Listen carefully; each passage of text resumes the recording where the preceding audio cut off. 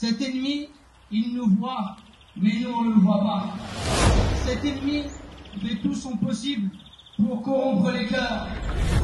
Cet ennemi fait tout son possible pour corrompre les membres du serviteur. Cet ennemi fait tout son possible pour que la personne tombe dans la mécréance. Cet ennemi fait tout son possible pour que la personne tombe dans l'hypocrisie, dans le polythéisme, dans l'innovation, dans la corruption sur terre. Cet ennemi qui est Shaitan, le diable. Inna alhamdulillah, nahmaduhu wa nasta'inuhu wa nastaghfiruh wa na'udhu billahi min shururi anfusina wa min sayyiati a'malina.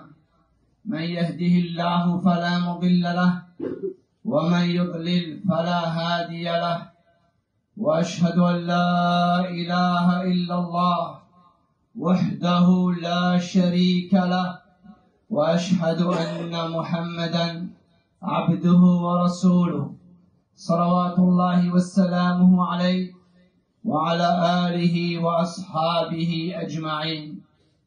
يا أيها الذين آمنوا اتقوا الله حق تقاته ولا تموتن إلا وأنتم مسلمون.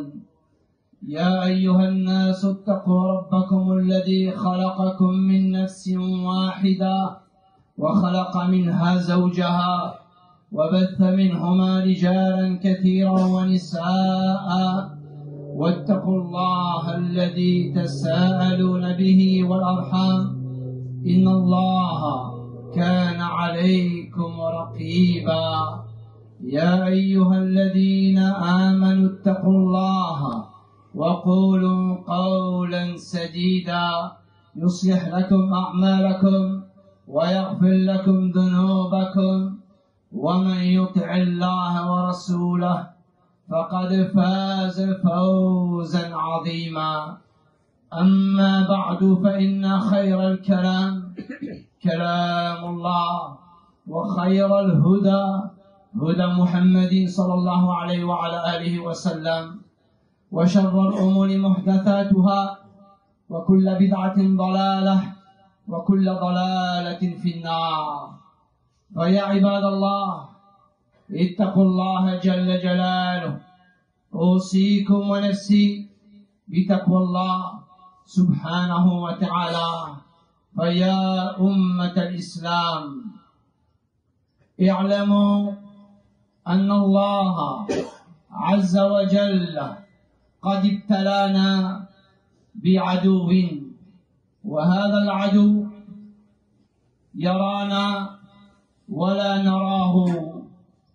هذا العدو يسعى في إفساد القلوب. هذا العدو يسعى في إفساد الجوارح. هذا العدو يسعى في الفساد في الأرض.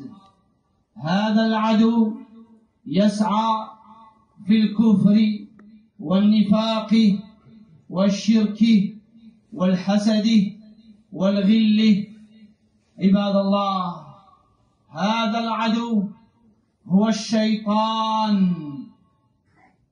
أخبر الله جل جلاله في كتابه الكريم أن الشيطان أقسم أنه سيقعد لأهل الإيمان، ولهذا يقول الله تبارك وتعالى في كتابه الكريم مخبرا عن الشيطان الرجيم قال: لأقعدن لهم صراطك المستقيم ثم لآتينهم من بين أيديهم ومن خلفهم وعن أيمانهم وعن شمائلهم ولا تجد أكثرهم شاكرين.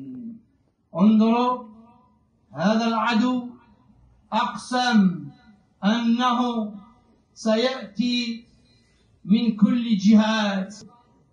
عباد الله الكرام، اتقوا الله سبحانه وتعالى. يقول الله جل وعلا في كتابه الكريم: يا أيها الذين آمنوا لا تتبعوا خطوات الشيطان. عباد الله الكرام، ربنا جل جلاله ينهانا أن نتبع خطوات الشيطان. من وقع في البدع فقد اتبع خطوات الشيطان، من وقع في الشرك فقد اتبع خطوات الشيطان، من وقع في الفساد فقد اتبع خطوات الشيطان. عباد الله الكرام، اتقوا الله سبحانه وتعالى. ربنا جل جلاله يخبرنا أن الشيطان في النار يخاطب أهل النار ويقول لهم فلا تلوموني ولوموا أنفسكم. لم نفسك يا عبد الله، اتقوا الله سبحانه وتعالى واعتصموا بالكتاب والسنة على فهم سلف الأمة وكونوا أقوياء عباد الله الكرام، وتعلموا توحيد الله جل جلاله، وتحسنوا بالأذكار الشرعية. أستغفر الله إنه هو الغفور الرحيم. الحمد لله حمدا كثيرا طيبا مباركا فيه كما يحب ربنا ويرضى، وأشهد أن لا إله إلا الله وحده لا شريك له، وأشهد أن محمدا عبده ورسوله صلوات الله وسلامه عليه وعلى آله وأصحابه أجمعين. Serviteurs d'Allah al-Kiram, je m'enjoins ainsi qu'à vous la crainte d'Allah tabaraka wa ta'ala. Craignez Allah jalla jalaluh. Ô communauté de Muhammad alayhi salatu wassalam, sachez qu'Allah subhanahu wa ta'ala, il nous a éprouvés par un ennemi. Cet ennemi, il nous voit, mais nous on ne le voit pas. Cet ennemi fait tout son possible pour corrompre les cœurs, pour corrompre les membres du serviteur. Cet ennemi fait tout son possible pour que la personne tombe dans la mécréance, dans l'hypocrisie, dans le polythéisme, dans l'innovation, dans la corruption sur terre. Ibad Allah al-Kiram, cet ennemi qui est Shaytan, le diable. Allah Jalla Jalaluhu nous informe concernant Shaytan, et il nous informe et il nous dit que Shaytan a juré qu'il va faire en sorte de venir devant les gens de la foi. Allah subhanahu wa ta'ala nous dit dans le sens du verset concernant Shaytan, et Shaytan jure, certes, je m'assoirai pour eux sur ton droit chemin. Je les asseillerai par devant, par derrière, sur leur droite, sur leur gauche, et tu les trouveras, la plupart d'entre eux, pas reconnaissants. Regardez, Shaytan a juré, Ibad Allah al-Kiram, Shaytan, il fait tout son possible afin de corrompre la foi des gens de la foi. Ibad Allah, Allah Jalla wa Ala nous a interdit de suivre les pas du diable. Allah subhanahu nous dit dans le sens du verset, ô vous qui avez cru, ne suivez pas les pas du diable. Allah nous interdit de suivre les pas du diable. Les savants disent, celui qui tombe dans l'innovation, il a certes suivi les pas du diable. Celui qui tombe dans l'hypocrisie, il a certes suivi les pas du diable.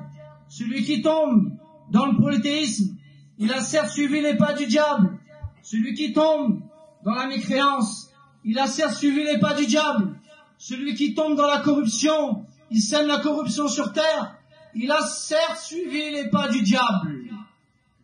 Et Allah Jalla Jalaluhu nous interdit de suivre les pas du diable. Serviteur d'Allah al-Kiram, al-Shaytan, lorsqu'il sera en enfer, Allah Jalla wa Ala nous informe concernant Shaytan, lorsqu'il va s'adresser aux gens de l'enfer, ceux qui l'ont suivi, ceux qui lui ont obéi, ceux qui ont suivi ses pas et ne se sont pas repentis à Allah Jalla wa Ala.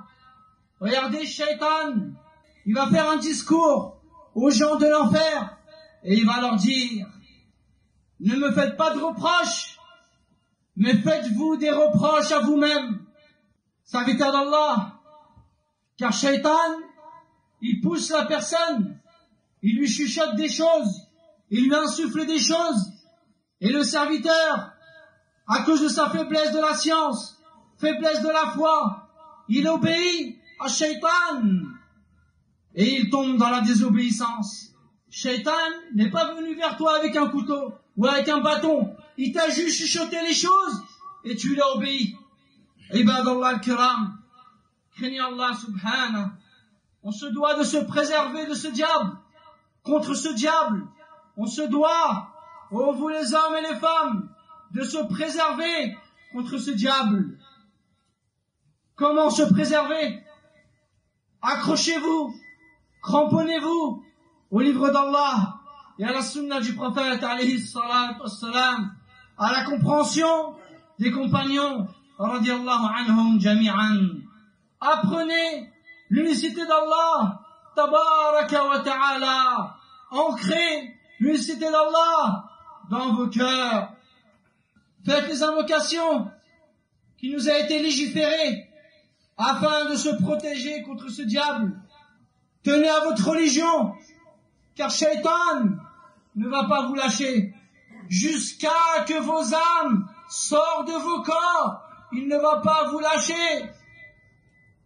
Ibadallah, je m'enjoins ainsi qu'à vous la crainte d'Allah subhanahu wa ta'ala. Allahumma inna nas'aluka al-huda wal-tuqa wal-afaf wal-ghina. Allahumma ya muqallib al-qulub thabbit qulubana ala dinik. Ya muqallib al-qulub thabbit qulubana ala ta'atik. ربنا آتنا في الدنيا حسنة وفي الآخرة حسنة وقنا عذاب النار.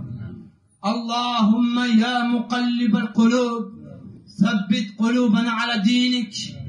اللهم اغفر لنا ذنوبنا. اللهم تب علينا. اللهم تب علينا يا تواب.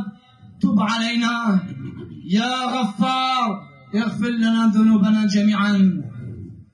سبحانك اللهم بحمدك أشهد أن لا إله إلا أنت أستغفرك وأتوب إليك.